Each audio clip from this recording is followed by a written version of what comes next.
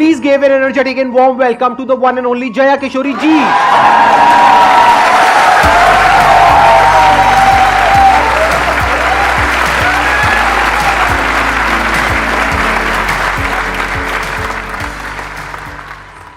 इनकी स्माइल में इतनी पॉजिटिविटी है, आई थिंक इनको कुछ बोलने की जरूरत ही नहीं है.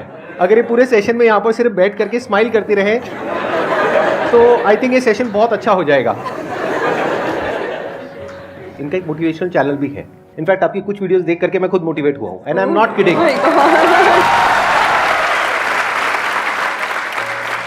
तो मैं पर्सनली आप सबको रिकमेंड करूंगा कि एक बार आप जा करके देखिए इनकी जो मोटिवेशनल वीडियोस हैं, और आप सबको बहुत कुछ सीखने को मिलेगा और बहुत अच्छा लगेगा. Thank you so much. और आपसे इंस्पायर होकर शायद हमने ये चैनल खोला है.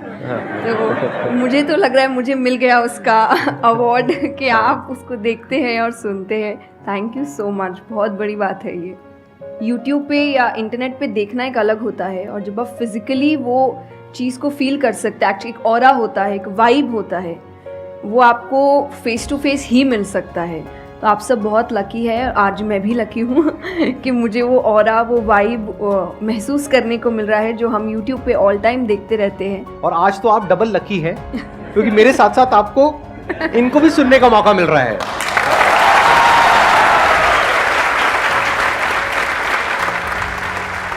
आपके मन में जो भी क्वेश्चंस है, जैसे भी क्वेश्चंस है, आप इनसे पूछ सकते हैं. First of all, thank you very much for giving me this opportunity. I want to ask you कि like आपने ये क्यों चूज़ किया कि you want to go into spirituality, कि मुझे इस चीज़ में ही जाना है. टू बी वेरी ऑनेस्ट, मैंने चूज़ नहीं किया था.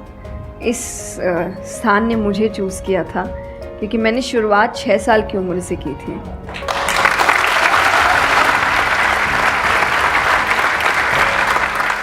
उसमें आपको पता ही नहीं होता है कि करियर क्या होता है, काम क्या होता है. तो मैंने कुछ भी सोचा नहीं था. मेरे सामने चीज़ें आती गई, मुझे अच्छी लगती गई और मैं करती गई. और इसीलिए मैं हमेशा कहती हूँ अपने अंदर के बच्चे को ज़िंदा रखिए, क्योंकि वो कभी भी ये नहीं देखता इससे मेरा फ़ायदा होगा, या उसको अच्छी लगती है चीज़ और वो करता है. तो मैंने वो बचपने में मुझे वो चीज़ अच्छी लगी और मैंने उसको किया, और फिर अपने आप ही सामने चीज़ें आती गई. चाहे फिर वो भजन आए, फिर कथा आई, मोटिवेशनल सेशंस आए, जो जो सामने आता गया और जो जो मुझे लगा कि मेरे बस की बात है, मैं कर सकती हूँ, वो मैंने किया. और फिर मुझे पता ही नहीं चला कि कब सिचुएशन कहाँ हो गई. जब मुझे समझने का मौका मिला कि चलो कुछ बनते हैं, मैं ऑलरेडी बन चुकी थी.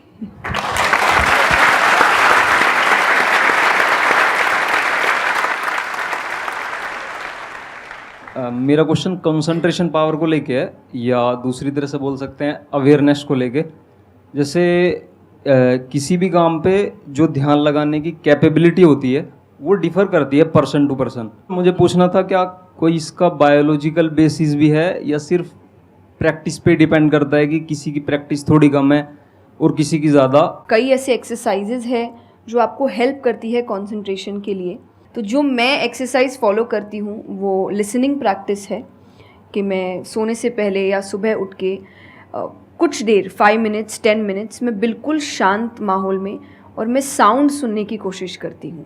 और ऐसा माना जाता है कि जिस दिन आपको 5 से ज़्यादा साउंड सुनने लग जाए, और 5 का मतलब हुआ कि ऐसा नहीं कि आपके घर में टीवी और मिक्सी और सब चल रहा है तो आप कहे कि अरे भाई 5 साउंड सुनाई दे दिए. नहीं, जब शांति हो तो वो एक बहुत अच्छी प्रैक्टिस है जो आपके दिमाग को हेल्प करती है किसी एक चीज़ पर ध्यान लगाने के लिए.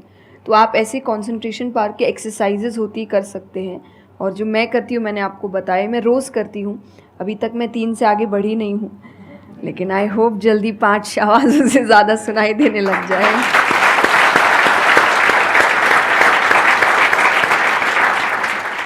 बचपन से जो आपने किया अभी तक वो तो मैटर करता ही है. फॉर एग्जाम्पल, अगर आप बचपन से ही सिर्फ कंप्यूटर पर ही अपना टाइम पास कर रहे हो या मोबाइल पे, जो आजकल बड़ा कॉमन हो गया है, तो आपकी जो कंसंट्रेशन पावर है वो पैसिव वे में तो अच्छी होगी. यानी कि अगर कोई कंटेंट है उसको आप कंज्यूम कर रहे हो तब तो आपका माइंड वहां पर लग जाएगा, लेकिन जब खुद ध्यान लगाने की बारी आएगी तो आप नहीं लगा पाओगे. एक्टिव कंसंट्रेशन आप नहीं कर पाओगे. और वही आपका क्वेश्चन है कि जो अपनी एक्टिव कंसंट्रेशन पावर है उसको कैसे बढ़ाया जाए, यानी कि आप जब चाहे, जहां चाहे, जितनी देर के लिए चाहे उतनी देर के लिए अपना ध्यान लगा सके, और जब चाहे वहां से ध्यान हटा सके. इसी को कहेंगे ना कि एक्चुअल में आपका जो ध्यान है वो आपके कंट्रोल में है. नहीं तो इतना कुछ है इस दुनिया में, वो तो सब खींचने के लिए तैयार बैठे हैं आपके ध्यान को, आपकी अटेंशन को। अगर फाइनेंशियली बात करी जाए तो आज की डेट में सबसे ज्यादा जो वैल्यू है वो आपकी अटेंशन की है। जितनी भी कंपनीज हैं उनके लिए सबसे इंपॉर्टेंट है आपकी अटेंशन। अगर आपकी अटेंशन आपके हाथ से निकल जाती है और उनके हाथ में चली जाती है तो वो हो जाएगा जो वो चाहते हैं, यानी उनको प्रॉफिट हो जाएगा, आपको नुकसान होता है हो जाए। तो अब सवाल उठता है उसको कैसे बढ़ाया जाए। चेस बहुत अच्छा तरीका है उसको बढ़ाने का। स्पोर्ट्स से आपकी कंसंट्रेशन पावर बढ़ती है। जैसे मुझे बैडमिंटन बहुत पसंद है, तो बैडमिंटन में सारा ध्यान कहां पर होता है? शटल के ऊपर, और कोई थॉट माइंड में आ ही नहीं सकता, क्योंकि अगर वो आया तो शटल से आपका ध्यान हट गया और आप हार जाओगे। तो sports is another way of doing it. उसके अलावा जैसे इन्होंने बताया लिसनिंग, अगेन वेरी पावरफुल। बहुत तरह की साउंड्स हैं, बहुत तरह की वाइब्रेशंस हैं इस यूनिवर्स में, बट हमारा ध्यान नहीं है उसकी तरफ। कुछ ग्रॉस है, कुछ सटल है। तो जैसे जैसे हम सटल जाते हैं तो ऐसी बहुत सारी वाइब्रेशंस हमारी पकड़ में आती है जो नॉर्मली लोगों की पकड़ में नहीं आ पाती है। क्यों? क्योंकि उनका ध्यान दो जगह पे होता है, या तो इस दुनिया में जो कुछ हो रहा है वहां पे होता है, या फिर अंदर जो थॉट चल रहे होते हैं वहां पे होता है। इसके अलावा और कहीं नहीं होता है। तो उन वाइब्रेशंस को सुनने के लिए हमको कानों की भी जरूरत नहीं है।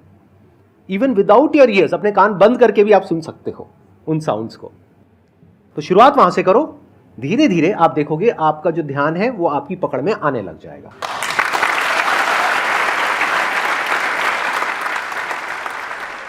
मेरा क्वेश्चन आपसे मतलब दोनों से ही है, वो ये कि हम लोग मतलब आज की सोशल मीडिया वाला ज़माना है तो हम लोग बहुत डिस्ट्रैक्टेड रहते हैं, और जब भी स्पिरिचुअलिटी की बात होती है फैमिली में, फ्रेंड्स में, तो सभी ये कहते हैं कि स्पिरिचुअल अभी होने की ज़रूरत नहीं है, करियर पे ध्यान दो, अभी कौन सा टाइम है, बाद में देख लेना। और हम लोगों के घरों में भी हम देखते हैं।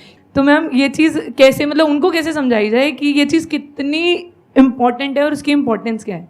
मेरे हिसाब से, और आई थिंक मेरे क्या पूरी दुनिया के हिसाब से, जो भी स्पिरिचुअलिटी को ठीक से समझता है ये यंग एज प्रोसेस ही है।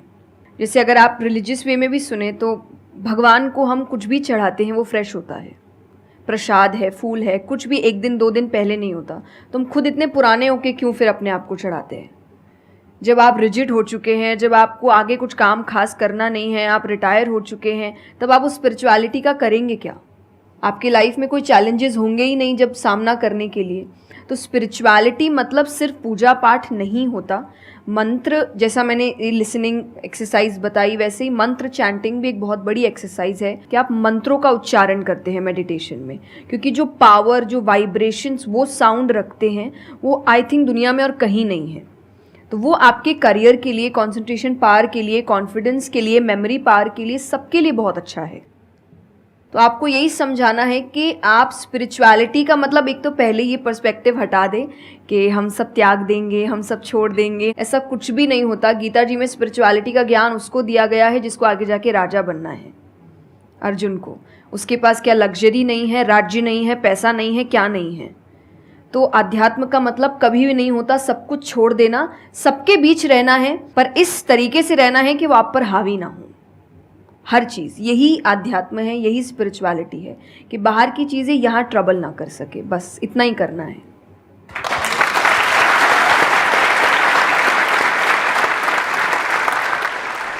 अर्जुन कह रहा है कि क्या मैं सब कुछ छोड़ छाड़ के चला जाऊं? और भगवान कृष्ण उसको क्या बोल रहे हैं कि अभी जो तुम्हें करना है उस पर ध्यान दो। सब कुछ छोड़ना सॉल्यूशन नहीं है। खुद को पहचानो कि तुम क्या हो। जो प्रॉब्लम की पूरी जड़ थी वहां पर वो ये थी कि अर्जुन भूल गया था कुछ देर के लिए कि वो एक्चुअल में कौन है, जैसे हम भूल जाते हैं। तो भगवान उसको याद दिलाने का काम कर रहे हैं कि तुम एक योद्धा हो, तुम्हारा काम है लड़ना धर्म के लिए। तो भगवान उसको वो ज्ञान दे रहे हैं। ऐसे ही अगर आप एक स्टूडेंट हो तो आपका काम क्या है? पढ़ाई करना। अब आपको देखना है कि उसमें ये जो बातें हैं, इनकी बातें, मेरी बातें, या कहीं भी हमारे जो स्क्रिप्चर्स में बातें हैं, वो किस तरह से आपको काम आ सकती है वो करने में, जो अभी आपकी लाइफ की इस स्टेज में, इस पॉइंट पर आपके लिए करना सबसे इंपॉर्टेंट है। तो स्पिरिचुअलिटी दो तरीके की हो गई। एक वो जो आपको भटका रही है, यानी कि वो लोग जो खुद अच्छे से नहीं समझ पाए स्क्रिप्चर्स को, वो आपको क्या कहेंगे कि सब कुछ छोड़ दो। और दूसरे वो जो एक्चुअल में समझ गए हैं कि क्या बात करी जा रही है, तो वो आपको क्या कहेंगे कि जो भी कर रहे हो उसको करो, अच्छे से करो, पूरे ध्यान से करो, पूरी ईमानदारी से करो, उसमें कोई कमी मत छोड़ो, क्योंकि यही आपको हेल्प करेगी लाइफ में आगे कुछ भी करने के लिए। अगर आज आप अपने काम को ढंग से नहीं कर पा रहे, तो कल अगर स्पिरिचुअलिटी में आपको कोई इंक्वायरी करनी है, स्क्रिप्चर्स को समझना है, क्या वो आप ईमानदारी से कर पाओगे?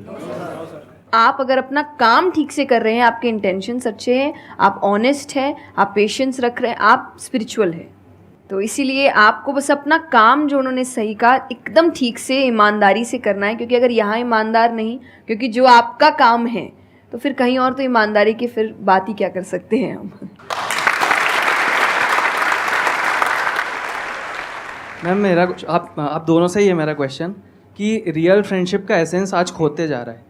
हम सैटरडे संडे को पार्टी तो कर रहे हैं फ्रेंड्स के साथ, लेकिन जब रियल फ्रेंडशिप का टेस्ट होता है तो most of the friends fail हो जाते हैं, और हम भी फेल हो जाते हैं उसमें अपने दोस्तों को। हम ये तो भूल जाते हैं कि वो हमारे दोस्त नहीं है अच्छे, तो हम भी तो नहीं हैं। तो ये चीज़ हम रियल फ्रेंडशिप को आज कैसे वापस उसके एसेंस को रीजनरेट करें और खुद भी दूसरों के अच्छे दोस्त बने? दोस्ती बहुत बहुत ज़रूरी होती है, और इस पे भी मेरा एक छोटा सा वीडियो है कि आप फ्रेंड्स को आइडेंटिफाई कैसे करें, या वही जो क्वालिटीज़ है वो खुद में भी कैसे लाएं। तो सबसे पहली क्वालिटी यही है कि हम जो सिर्फ सैटरडे संडे जिन दोस्तों से पार्टी करने के लिए मिल रहे हैं, वो आपके दोस्त नहीं होते हैं। वो आप बस एंटरटेनमेंट के लिए, आपको मस्ती करना है, मज़ा करना है, तो आप मिल रहे हो। लेकिन एक्चुअल जो आपके दोस्त होते हैं ना, वो आपको भी सिखाते हैं, आप उनको भी सिखाते हैं, वो आपके साथ ग्रो करते हैं। और जैसा आपने कहा एसेंस, जैसे मैं मेरे पेरेंट्स के जो दोस्त हैं, सालों से इक्के दुक्के हैं, लेकिन अभी तक हैं। और अभी भी हम कई बार ऐसा लगता है कि आप ऐसे कैसे बात कर रहे हो उनसे, तो वो कहते हैं हमारे दोस्तों को अपने दोस्तों जैसा मत समझना कि हम एक दो बोल देंगे या एक दो चीज़ें हो जाएंगी और हमारी दोस्ती टूट जाएगी। हमारी दोस्ती इस चीज़ पर नहीं बनी है। वो अगर महीनों भी एक दूसरे से नहीं मिल रहे हैं, या एक साल तक भी उन्होंने बात नहीं की है, वो एक साल बाद भी फ़ोन करते तो वो वैसे ही होते जैसे वो एक साल पहले थे, जहाँ उनकी बात छूटी थी, बिल्कुल वैसे। तो सबसे पहली चीज़ कि यही कि ज़रूरी नहीं है आपको अपने दोस्तों से हर एक इंटरवल में मिलना है, तभी आपकी दोस्ती कायम रह सकती है। क्योंकि अब लोग आगे बढ़ रहे हैं, बिज़ी हो रहे हैं, काम कर रहे हैं, दूसरे शहरों में पढ़ने जा रहे हैं। अगर आपकी दोस्ती सिर्फ मिलने मिलाने से और मस्ती करने से, तो वो दोस्ती नहीं है। तो ये सबसे पहली चीज़ है कि जो आपको आपके सिचुएशन को समझे, वाइस वर्सा आप उसके सिचुएशन को समझिए कि दोस्ती है पर ज़िंदगी भी है, काम भी है, मेहनत भी है, परिवार भी है। सबसे बड़ी तपस्या, सबसे बड़ा तप मैं कहती हूँ गृहस्थ जीवन ही है। Thank you for the compliment. उसमें आपको इतना कुछ करना पड़ता है, वो एक सिचुएशन को समझना ज़रूरी है। दूसरा, आजकल जो एक ट्रेंड बन चुका है कि फ्रेंड्स सपोर्टिव होने चाहिए, तो सपोर्टिव का मतलब ये नहीं कि तुम गलत भी करो, तो जो कर्ण और दुर्योधन की दोस्ती थी कि नहीं भाई पाप भी कर, मार, गलत कर, मैं तो साथ खड़ा हूँ, ये दोस्त नहीं होते। ये बहुत बड़ा पॉइंट बोला है इन्होंने, अभी इसके बारे में मैं बात करूँगा। ये दोस्त नहीं होते हैं। दोस्त आपको आपके पास खड़े रहेंगे सपोर्ट में, लेकिन ये हर वक्त बताएंगे कि तुम गलत हो, तुम गलत कर रहे हो, इसकी सज़ा मिलेगी। तो ये सच्चे दोस्त होते हैं। तो आप या तो कहते हैं ना कि कृष्ण जैसे दोस्त बनो, खुद ही बनो। बात यहीं आती है, कृष्ण जैसे ढूंढने से पहले कृष्ण जैसे दोस्त बनो, कि जो हर वक्त बताने। कृष्ण कभी अलग नहीं हुए अर्जुन से। जब वो कहने लगा कि मैं नहीं लड़ सकता, ये नहीं, उन्होंने उस वक्त बहुत डांटा कि क्षत्रिय है, ये तरीका है बात करने का, ऐसे बोलते हैं, तो इतना बड़ा महाबाहु है, बड़े बड़े नाम बताए, याद दिलाया कि तुम कितने अच्छे हो। तो सबसे बड़ा दोस्त का आई थिंक क्वालिटी यही है, जो सपोर्टिव है लेकिन गलत चीज़ों में नहीं है, वो हर वक्त सही के लिए आपके पास खड़े हैं। और तीसरा जो मैं सबसे अच्छा कहती हूँ कि आपकी और उनकी मेंटालिटी मैच होनी चाहिए। आपको ये समझना है कि अगर मेंटालिटी एक नहीं होगी, तो भले ही आप अपने पेरेंट्स को कितना ही कह ले कि हम कुछ नहीं करेंगे, अरे हम तो सिर्फ घूम रहे हैं, अरे हम वैसा कुछ नहीं करेंगे, करोगे, एक ना एक दिन ज़रूर करोगे, क्योंकि ये ह्यूमन नेचर है। आप जिसके साथ ज़्यादा समय बिताते हो, धीरे धीरे उसकी क्वालिटीज़ कुछ आपके अंदर आती है। तो ज़रूरी है कि वो बिहेवियर, वो पैटर्न, वो मेंटालिटी, वो माइंडसेट मैच होनी चाहिए दोनों की, तभी आप एक साथ ग्रो कर सकते हैं। वरना वही सैटरडे संडे मिलना और ज़िंदगी ख़राब करना, यही हो पाएगा बस। Excellent point. ये समझना इतना इंपॉर्टेंट नहीं है कि दोस्ती क्या है, ये समझना ज़्यादा इंपॉर्टेंट है कि दोस्ती क्या नहीं है। अगर आपका जो दोस्त है वो कुछ गलत कर रहा है, तो उसका साथ देना दोस्ती नहीं है। क्योंकि अगर आप गलत में भी उसका साथ दोगे तो वो और पावरफुल हो जाएगा, वो और बड़ा गलत काम करेगा। मानो आपका दोस्त पी करके गाड़ी चला रहा है, तो दोस्ती ये नहीं है कि उसको बोलना कि हाँ चल कर कर कर कर कोई नहीं, और बड़ा और बड़ा और बड़ा नहीं। उस वक्त क्या बोलना, गाड़ी रोक, मैं उतर रहा हूं। अब उसके बाद आपका क्या होगा वो बाद में देखेंगे, वो डिपेंड करता है कि आपको कहाँ उतारा उसने। जो इन्होंने एग्जाम्पल दिया दुर्योधन वाला, बहुत इंपॉर्टेंट है वो समझना। ऐसे लोगों से दूर रहो, ये दोस्ती है। दोस्ती को तोड़ देना दोस्ती होता है बहुत बार। कई बार लाइफ में ऐसा पॉइंट आ जाता है जो एक धर्म संकट के जैसा होता है, जहां पर जा करके आपको साफ नजर आ रहा होता है कि ये जो इंसान है ये सिर्फ अपना ही नहीं मेरा भी सर्वनाश कर देगा। ऐसे लोगों को छोड़ देना दोस्ती है। फिर अगर उसके अंदर इंसानियत वापस से जागती है तो वापस से वो अगर आपके पास में आता है तो ठीक है, नहीं आता है तो कोई बात नहीं, छोड़ दो ऐसे दोस्त को। तो बड़े ध्यान से चुनना अपने जो दोस्त हैं। जो इन्होंने कहा संगति बहुत इंपॉर्टेंट है लाइफ में, इसीलिए पहले के जमाने में सत्संग की इतनी वैल्यू होती थी। हर घर में एक सत्संग हॉल होता था एक जमाने में। आज जैसे हम सत्संग का नाम सुनते हैं हमारे माइंड में कुछ और ही आने लग जाता है। सत्संग मतलब सत्य के संग। सत्य मतलब वही जो इन्होंने कहा कि जब कोई सही रास्ते पे चल रहा है तो उसका साथ देना, और कोई झूठ के रास्ते पे चल रहा है, कोई गलत काम कर रहा है तो उसका साथ छोड़ देना। तो सत्य के साथ रहना। वो लोग जो सत्य बोलते हैं, वो लोग जो सत्य की राह पे चल रहे हैं, वो लोग जो धर्म की राह पे चल रहे हैं। ये वर्ड सुनने में आपको थोड़े से पुराने लगेंगे, लेकिन अगर इसकी डेप्थ को आप समझोगे तो अंदर से आप समझ पाओगे कि मैं क्या बोल रहा हूं, किस लेवल से बोल रहा हूं। Hello sir, hello ma'am. Ma'am मतलब कई बार हम सुनते भी हैं, बहुत जगह देखते हैं, और कई बार बहुत बार हम पढ़ते भी हैं। मैम मुझे ये पूछना है कि मैम भक्ति क्या है, मतलब भक्ति क्या होती है? आज ये ज़माना अलग हो गया है कि भगवान से भी लेन देन का मामला चल रहा है कि आप मेरा ये काम कर दो तो ये हो जाएगा, और काम एक भी नहीं हुआ तो भगवान बदल ले, कि भाई कहीं और माथा टेकते हैं, यहाँ तो काम हो नहीं रहा। तो ये भक्ति नहीं होती। तो एक तो जो परसेप्शन भक्ति का बन गया है कि भजन कीर्तन पूजा पाठ कर लिया और भक्ति हो गई। भक्ति का असल मीनिंग है सरेंडर, समर्पण। और समर्पण व्यक्ति कब करता है? जब पहला चीज़ विश्वास होता है कि वो जो भी करता है वो सही करता है। मुझसे कई बार लोग पूछते हैं कि आप बहुत ज़्यादा डिप्रेशन में नहीं जाते, या कोई आपने सब कुछ देखा है, चाहे स्ट्रगल है, इंसल्ट है, रिजेक्शन है, हर फील्ड में हर चीज़ होती है। अगर आप आगे बढ़ रहे हैं, कोई पोजीशन पे जाने की कोशिश करें तो आपको इनका सामना करना पड़ेगा। ये ज़िंदगी के साथ आता है तो आपको सामना, लेकिन मुझे कभी दिक्कत नहीं दी ये चीज़ें। क्यों? क्योंकि जो मैंने कहा समर्पण, मुझे पता है कि एक ऐसी शक्ति ऊपर बैठी है जो मेरा बुरा नहीं चाहती। तो कई बार बुरी चीज़ें भी मेरी ज़िंदगी में हो रही है, मुझे पता है वो मेरे अच्छे के लिए है क्योंकि वो कर रहा है। तो ये समर्पण, ये भक्ति है। तो ये आपको हारने नहीं देती। क्यों हारेंगे आप? क्योंकि आपको पता है ना कि वो हारने देगा नहीं। तो आप अपने आप गिरे, आप फिर उठेंगे कि नहीं भाई अभी गिरना शायद ज़रूरी होगा, उसका इशारा है, इसीलिए चलो फिर उठते हैं, फिर आगे बढ़ते हैं। तो अर्जुन ने भी, जब समर्पण की बात गीता जी में आती है तो कई लोग कहते हैं कि धर्म का मतलब होता है अंधविश्वास। नहीं, क्योंकि अगर अंधविश्वास होता, अंधविश्वास में क्वेश्चन करना अलाउड नहीं होता आपको। गीता अगर सिर्फ भगवान की बात होती तो 2 पन्ने में ख़त्म हो गई होती। ये दोनों के बीच की बात है जिसमें अर्जुन ये जानते हुए कि सामने कौन खड़ा है, क्वेश्चन करने की तो कोई सवाल ही नहीं था वहाँ पर कि भगवान लड़ने बोल रहा है, क्या क्वेश्चन करना, पर उसने कंटिन्यूअसली क्वेश्चंस किए हैं। पर उसका भी नाम आया था समर्पण, कि वो समर्पित होकर क्वेश्चन कर रहा था कि ये जो खड़ा है ये मेरे हर सवाल का जवाब जानता है, ये मुझसे कभी कुछ गलत काम नहीं कराएगा। लेकिन इसका मतलब ये नहीं कि मैं अपनी जिज्ञासा बाहर नहीं निकालूंगा, मैं अपने क्वेश्चंस पूछूंगा। तो भक्ति का अर्थ यही होता है कि पहला निष्काम होता है। क्या फ़ायदा मत ढूंढिए कि मेरा काम नहीं हुआ तो भगवान है ही नहीं। भाई भगवान कहाँ है? भगवान होते तो ऐसा होता क्या? वो तो इंसान है इसीलिए ऐसे हो रहे काम। भगवान ने तो सबको देखे, बच्चा तो मासूम ही होता है, बड़े होके ख़राब हो जाता है। कोई बच्चा गलत आपने देखा है क्या? छोटा सा बच्चा ही डॉन बनने के बारे में सोच रहा है, वो तो बच्चा ही होता है, मासूम होता है, सच्चा होता है।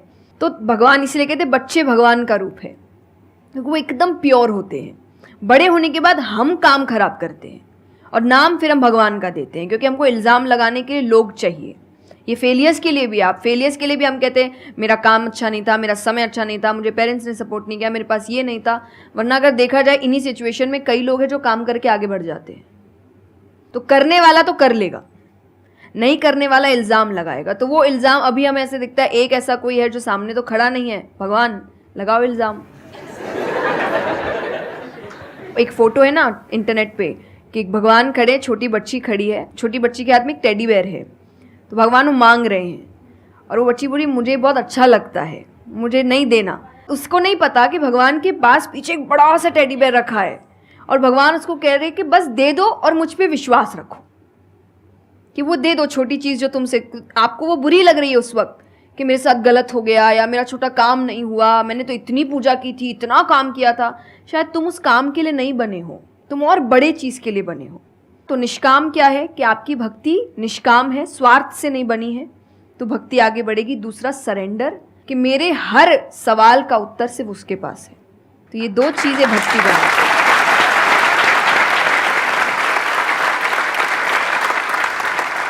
मेरा मन कर रहा है कि मैं बैठ करके बस आराम से आपको सुनता रहूं, मेरे को इतना अच्छा लग रहा है। आप प्लीज़ थोड़ा सा और बोलिए इसके बारे में, भक्ति के बारे में। मुझे सही में बहुत, कितने लोग चाहते हैं कि थोड़ा और बोले? हाँ, क्योंकि इनसे अच्छा कोई नहीं हो सकता इसके बारे में बोलने के लिए। मेरे को पता है आपके पास में और बहुत कुछ है बोलने के लिए, थोड़ा सा प्लीज़ और बोलिए। ये दो चीज़ें जो भक्ति में, तीसरा हम जब करते हैं सत्संग, जो उन्होंने कहा सत्संग का एक सत्य के संग, तो सत्य कौन है? जब हम शास्त्रों में देखते हैं सबसे पहला श्लोक जो श्रीमद् भागवत में आता है वो भगवान का स्वरूप बता रहा है, उसमें है सच्चिदानंद रूपाय। सच्चिदानंद का मतलब होता है तीन चीज़ें मिलकर बनती है, वो है सत, चित और आनंद। जो ये तीन चीज़ों को जीवन में समझ लेगा सही से, उसने भगवान को समझ लिया, क्योंकि भगवान का रूप ही सच्चिदानंद है। तो सबसे पहला है सच, जो कहा गया सच की राह पर चलो। जो हम ये एक्चुअली आपने एग्जैक्ट वर्ड उस वक्त बोले, मैं अपनी कथा में भी कहती हूँ कि आजकल हम इतनी छोटी छोटी बातों पे झूठ बोलते हैं कि हम किसी से मिलने जा रहे हैं और हम घर से भी नहीं निकले, अरे 5 मिनट, अरे सिग्नल पे खड़ा हूँ, अरे बस पहुँच गया, अरे क्या हो गया, वो 2 बातें तो सुनाएगा ना सिर्फ कि तुम समय लेकर नहीं आए, पर हम इतनी इतनी सी बातों में झूठ बोल रहे हैं। ये हमें लगता है कि कोई बड़ी बात नहीं, पर ये बहुत बड़ी बात है कि आप इतना भी सच का सामना नहीं कर सकते, और फिर हमें लगता है कि हम लाइफ की जो प्रॉब्लम्स है उसका सामना कर लेंगे, खुद के सच का तो सामना कर नहीं पा रहे हैं। जिंदगी का सच सामने आएगा तब तो बैंड ही बज जाएगी पूरी, क्योंकि वो कठिन है। जिंदगी आसान नहीं है, किसी के लिए नहीं, भगवान के लिए भी नहीं हुई। आप राम जी को उठाइए, कृष्ण जी को उठाइए, जब तक यहाँ रहे कोई सुखी नहीं रहा।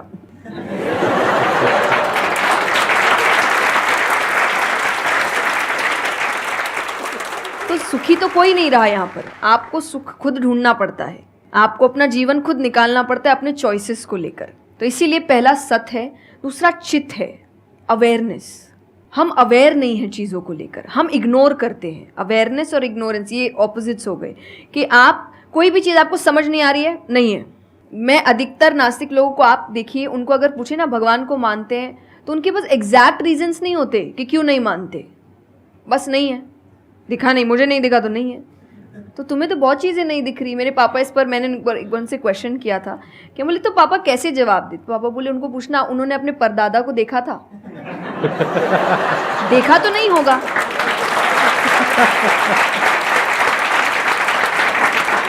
सुना है, दादा से सुना है, पापा से सुना है कि थे, मैंने तो नहीं देखा, तो मैं बोल दूं वो थे ही नहीं।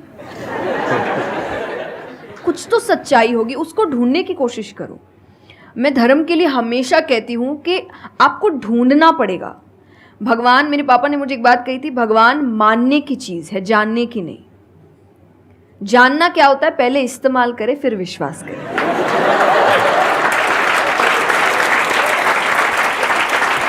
कि पहले देखेंगे है कि नहीं है, फिर बताएंगे, तो वो तो भगवान है, वो कहेंगे देख मैं भी घुमाता हूँ। वो भगवान है भाई, उनको अगर आप बोलोगे कि मेरे सामने आ, मुझे दिखा तू है कि नहीं, तो बोलेंगे घूम, नहीं दिखाता, कभी नहीं हुई, नहीं जा। तो भगवान मानने की चीज़ है, मानो वो अपने आप जना देंगे वो कहाँ है। तो भगवान के लिए माना गया कि पहले आपको मानना पड़ता है, दैट इज सरेंडर, कि मैं मानता हूँ, मैं इसीलिए पढ़ रहा हूँ। अधिकतर लोग अभी पढ़ क्यों रहे हैं, जान क्यों रहे हैं? गलत साबित करने के लिए। और दुनिया के लिए भी, आप किसी भी चीज़ को जानने की कोशिश करो तो सिर्फ एक खाली दिमाग से जानने की कोशिश करो, अपने दिमाग से नहीं कि मुझे गलत साबित करना इसीलिए पढ़ता हूँ चलो। तो फिर आपका दिमाग सीधा उस गलत बात पे ही जाएगा कि देखो मैंने तो बोला ही था गलत है, और उसके आसपास कितनी अच्छी बातें लिखी होगी आप देखेंगे नहीं। पर आपको जो बस साबित करना है, आप उस लोग सुनते भी आजकल इसीलिए हैं। मैं कथा में एक बात कहती कि बस आजकल कथा ही बची है सुनने वाली चीज़, वरना आप कहीं भी 2 लोगों को देखिए वो बोलेगा मैं बोलता हूँ, नहीं मैं बोलता हूँ, नहीं मैं बोलता हूँ। दुख देखिए किसी के, प्रॉब्लम्स को एक बोलता है अरे मेरी ज़िंदगी अच्छी नहीं चल रही, अरे मेरी उससे भी खराब है। आप किसी से मदद भी कहाँ मांगेंगे कि वो एक दुख सुनाओ वो 4 सुनाता है, तो क्या ही मदद मांगे कि तो मेरे से दुखी है, तू मेरे से और 500 रुपये रख भाई। ये तो तो लोग हर वक्त कोई सुनना नहीं चाह रहा, और सुन भी रहे हैं तो इसीलिए कि ताकि बस मैं बोल सकूं, कि ये ख़त्म करे बस, जल्दी से ये चुप हो ताकि मैं बोलूं। तो ये बंद करिए। भगवान ने अर्जुन की पहले पूरी बात सुनी थी, एक बार भी बीच में इंटरप्ट नहीं किया, उसकी पूरी बात सुनी। क्यों? तभी वो आंसर ठीक से कर पाएंगे। अगर आप बीच में हर चीज़ में इंटरप्ट करेंगे, लोगों के ओपिनियंस में इंटरप्ट करेंगे, तो आप उनकी बात को नहीं समझ पाएंगे। जितना सुनेंगे उतना सीखेंगे, क्योंकि बोलोगे तो वही जो आता है, पर सुनोगे तो कई बार ऐसी चीज़ें पता चलेगी जो नहीं पता, जो नहीं आता है। तो सत्संग यही है। आप लोग एक काम करो, अपना मोबाइल ऑन करो और अपने घर पे फोन कर दो कि शाम तक हम यहीं बैठे हैं। मतलब मेरा मन तो नहीं है यहाँ से आज उठने का, मेरा मन है आराम से बैठ करके इनसे सुनने का। मुझे तो बहुत अच्छा लग रहा है, लेकिन आई एम नॉट श्योर कि इनके पास में इतना टाइम होगा या नहीं होगा। आप प्लीज, आई एम सॉरी, मैंने आपको इंटरप्ट किया। नहीं नहीं, बिल्कुल। तो यही छोटी छोटी बातें हैं, देखिए। और आनंद का मतलब एक्चुअली परमानेंट हैप्पीनेस होता है, जो आपको भगवान के साथ ही मिलता है, कि आपको किसी की ज़रूरत नहीं है, बाकी सब कुछ टेम्पररी है। और टेम्पररी खुशियों के लिए भगवान ने अर्जुन को लड़ने के लिए इसलिए नहीं बोला था कि तेको राज्य मिल जाएगा, खुशी मिलेगी, पैसा मिल जाएगा। नहीं, एक परमानेंट हैप्पीनेस थी कि मैंने अपना काम अच्छे से किया, उसके लिए लड़ो। तो जो भी काम कर रहे हो परमानेंट क्या है उसमें वो देखो, और ये आपकी सक्सेस पे भी काम आता है। भगवान, जैसे अब हम कहते हैं ना कि दुनिया में कुछ सच नहीं है, संसार सच नहीं, इसका मतलब क्या? छोड़ने के लिए नहीं। क्या आप पहली चीज़, जब दुख आ रहा है तो डिप्रेशन में मत जाओ, क्योंकि आप जानते हो ये भी परमानेंट नहीं है, टेम्पररी है, कल फिर ठीक हो जाएगा। खुशी आ रही है तो घमंड मत करो, ये भी निकल जाएगा, ये पोजीशन भी ज़्यादा समय तक रहेगी नहीं। तो उसको रखने के लिए काम करते रहो। तो भगवान हर चीज़ में कहते बैलेंस्ड रहो, और परमानेंट वो है उसके पीछे भागो। तो आप अपने आप ही जो दिखावे की दुनिया है, करते हम सब है और सब कुछ करना चाहिए लाइफ में, सब एंजॉय करिए, पर अगर उसको जानते हुए करोगे कि परमानेंट नहीं है, तो जैसा मैंने कहा वो यहाँ जाएगा नहीं। जैसे एक पक्षी है, आप पेड़ पे उसको बैठा दो और फिर जिस ब्रांच में वो बैठी उसको काटने लगो, और जब तक ब्रांच नहीं गिरेगा वो नहीं हटेगी, क्योंकि उसको ब्रांच पे भरोसा है ही नहीं। उसको पता ये रहेगा ना, उसको अपने पंखों पे है कि वो जैसे ही गिरेगा मैं उड़ जाऊंगी।